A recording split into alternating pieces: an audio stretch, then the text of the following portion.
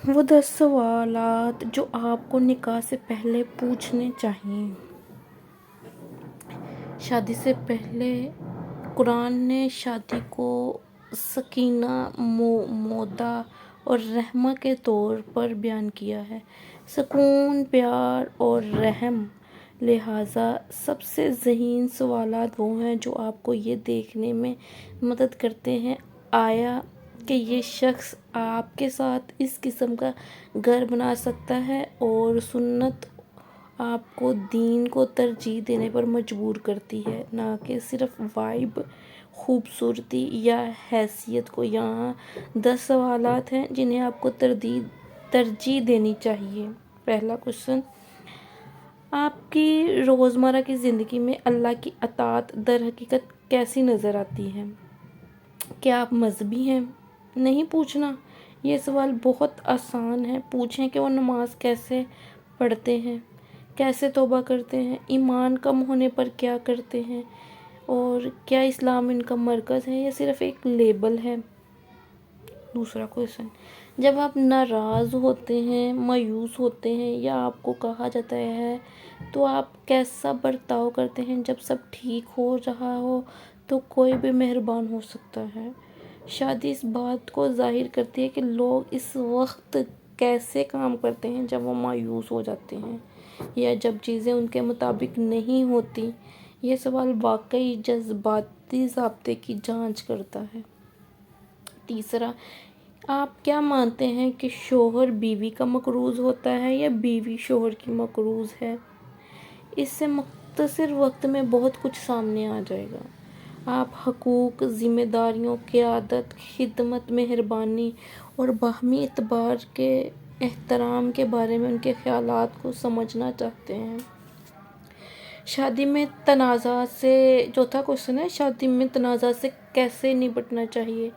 کیا آپ بالکل خاموش ہو جاتے ہیں، غصہ کرتے ہیں، یا بہت جلد خاندان کو شامل کر لیتے ہیں، مذاق اڑاتے ہیں یا پتھر کی دیوار بن جاتے ہیں؟ آپ کو معلوم کرنا چاہیے، تحقیق پر مبنی شادی سے پہلے کام ایک بڑے مسئلے کے طور پر تنازعات کے انداز کی طرف لوٹتا رہتا ہے، خاص طور پر مواصلات، پیسے اور توقعات کی ارد گرد۔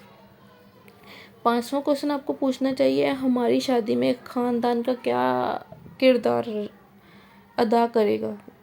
بہت اہم۔ والدین کس طرح شامل ہوں گے؟ اگر آپ کی والدہ ناپسند کرتی ہیں تو کیا ہوتا ہے؟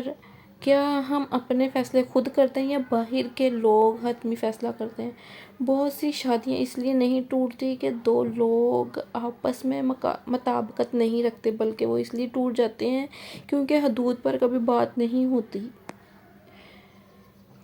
چھٹا کوشچن: پیسے کے بارے میں آپ کی کیا توقعات ہیں؟ آپ نہ صرف کیا فراہم کر سکتے ہیں، پوچھیں آپ کیسے خرچ کرتے ہیں، آپ کیا بچاتے ہیں، کیا آپ پر قرض ہے، کیا آپ شفافیت پر یقین رکھتے ہیں؟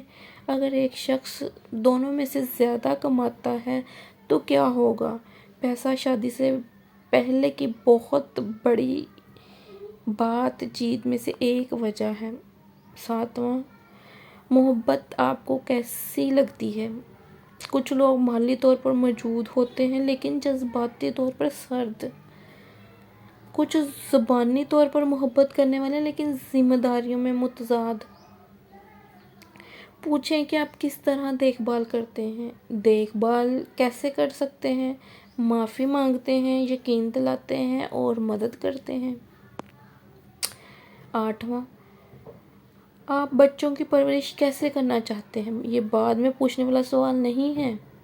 نظم و ضبط، اسلامی تعلیم، اصول کے انتخاب، اسٹینڈرڈز، صنفی کردار اور گھر کا ماحول کیسا چاہتے ہیں کے بارے میں پوچھیں۔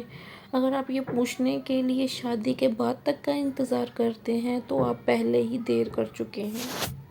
نوواں: آپ کے غیر گفت و شنید ایسی باتیں جس میں تبدیلی ممکن نہ ہو کیا ہیں، یا وہ کون سی باتیں ہیں جس میں تبدیلی ممکن ہے؟ یہ سب سے ذہین سوالات میں سے ایک ہے کیونکہ اس کے لیے خود آگاہی کی ضرورت ہے۔ آپ پوچھ رہے ہیں کہ آپ کے لیے کیا اہمیت رکھتا ہے، آپ کہاں جانتے ہیں آپ کو ابھی بھی کام کرنے کی ضرورت ہے۔ ایک شخص جو اپنی کمزوریوں کو نام نہیں لے سکتا، اس کے ساتھ رہنا عام طور پر کمزوریوں والے شخص کے ساتھ رہنے سے زیادہ مشکل ہوتا ہے۔